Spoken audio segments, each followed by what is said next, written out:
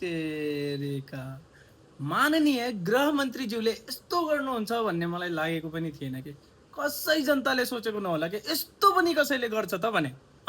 यस्तो पनि गर्छ त गाइज हेर्नु त हेर्नु के गरेछ हेर्नु त एकचोटि अनि भन्छु म पछि बाबुलाई आशीर्वाद छ हाम्रो यहाँ यस्तो बुढाखाडा र अलिक कमजोरी भएको परिवारलाई धेरै दुःख छ यो विचार गर्नु होला हुन्छ अझै म अझै राम्रोसित घुम्न आउँछु तपाईँको टिका मिलेन अलिकति मेरो बाबा आज मलाई टिका लगाइदिए मेरो घरमा एकपटक आइदियो हुन्छ कता छ र हजुर यहीँ तल छ मेरो घर ए हो एकपल्ट आइदियो ल आउनु त अहिले जाने नि अहिले जाने नि गर्ने काम भनेको अहिले गर्ने हो यसरी गरिब जनताहरूलाई भेट्ने हो त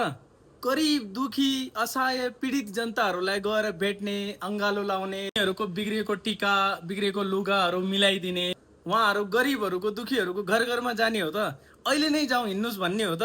त्यत्रो माया गर्ने हो त तिनीहरूको आँसु पोच्ने हो त हजुरले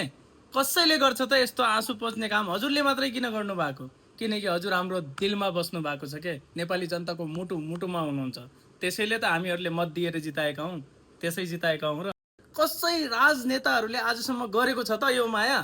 हाम्रो गृहमन्त्रीज्यूले गरेको छ हामी सच्चा देशभक्त हामीहरूले पाएका छौँ यो हिरालाई गुमाउनु हुँदैन र यस्तै गरेर काम गर्दै जानु होला सबै जनताको तर्फबाट जय नेपाल गृहमन्त्रीज्यू धेरै मनदेखि माया छ नेपाली जनताहरूको सबैको